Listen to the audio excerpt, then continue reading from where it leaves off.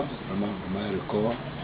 Et nous disons que nous sommes vraiment satisfaits cette année par rapport au semaine qui est sorti et que le Seigneur soit béni et qu'il soit glorifié. Merci. Deuxièmement, remercier vous qui êtes venus. Vous avez appris que la convention de l'Ajada ici au Burkina, vous êtes battus avec les difficultés que nous avons au pays, difficultés d'argent, de tous autres. Vous avez pu braver, disons, les intempéries du temps et vous avez effectué l'implication. Je tiens à vous remercier toute la délégation, tous les jeunes, tous les jadistes de Côte d'Ivoire qui sont venus. Je vous tiens chapeau et que prochainement nous puissions encore nous déplacer nombreux. Je veux tout de suite dire que nous aurons l'année 2014 une convention sous-régionale au Togo. Donc actuellement c'est le Togo qui assure la présidence de l'Afrique de l'Ouest à cause de la convention qui sera organisée là-bas en 2014. Merci. Je demande à tous les jeunes de Côte d'Ivoire de vraiment se mobiliser pour qu'on aille au moins avec 2 quarts. On y sera. Merci. Merci beaucoup. Chef frère Ta, bonjour. Bonjour frère Blé. Nous venons de passer 7 jours en terre Burkina Faso et par rapport à la Convention internationale de l'Ajada, quelles sont vos impressions? Écoute frère, je suis totalement émerveillé parce que j'ai vu au pays des hommes intègres, notamment en ce qui concerne l'œuvre de Dieu. C'est très clair que les Burkinabés sont vraiment en avance. Regardez ce temple qu'ils ont bâti de leurs propres mains. Cela nous pousse, nous Ivoiriens, à nous mobiliser de notre temps, de notre argent pour que le Dieu avance ici-bas. Les frères qui ont construit ces temples-là ne sont pas plus riches que nous. On a tous le même Seigneur à qui l'or et l'argent appartiennent. Pourquoi nous ne pouvons pas faire comme eux? En tout cas, en ce qui me concerne, je puise ce qui est bon chez mon voisin et je le transpose chez moi. La Bible nous le conseille. Je voulais vraiment profiter pour lancer un appel à tous les jeunes Ivoiriens à se mobiliser, à mettre de leur temps, de leur énergie dans la construction de l'œuvre de Dieu. Afin qu'en Côte d'Ivoire aussi, nous ayons des temples de cette dimension, des temples de cette carrure, des temples de cette hauteur. Le dernier recensement a montré qu'au Burkina, on a 4000 pasteurs pour 400 000 chrétiens. En Côte d'Ivoire, nous sommes en train de faire notre recensement, nous avons 1035 pasteurs.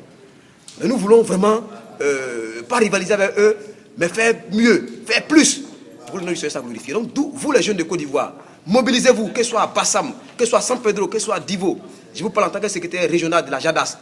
Mobilisons-nous, faisons des propositions aux pasteurs, mettons nos ressources financières à l'œuvre de Dieu. Nous croyons que le Dieu peut aller de l'avant. Et comme nous l'avons constaté, merci au Seigneur qui nous a conduits ici au Burkina.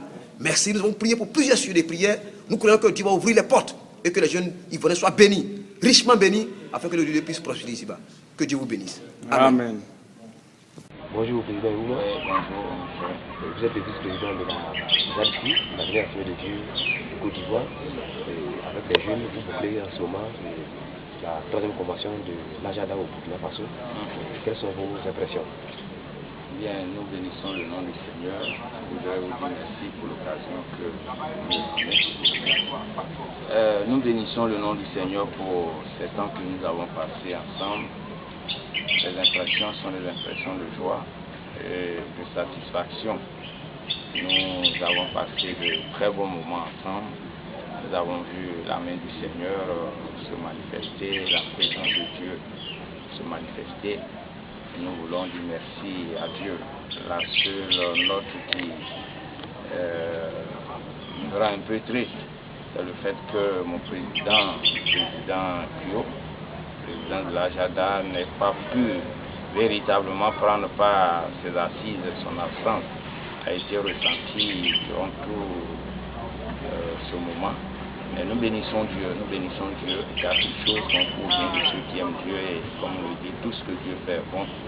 Si le Seigneur a jugé nécessaire de conduire les choses de cette manière, il sait pourquoi. Nous lui disons merci.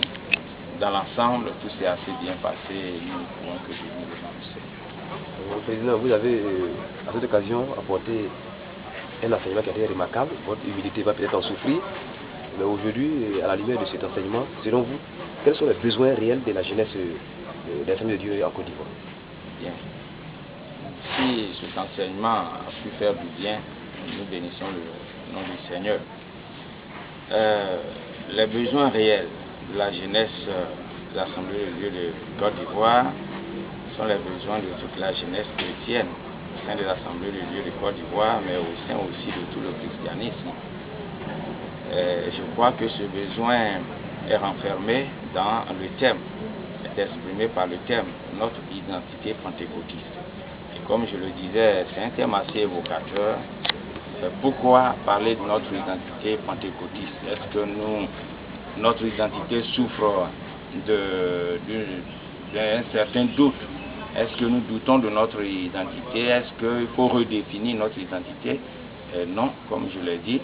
Je crois que c'est une manière de nous interpeller et de nous faire comprendre qu'il y a autour de nous assez de faits, assez d'événements, assez de comportements, de faux enseignements qui ont tendance à nous faire douter de notre identité, à saper notre identité pentecôtiste et qui malheureusement tendent, les faux enseignements, à réussir leur mission parce que nous avons constaté qu'il y a un genre de suivisme.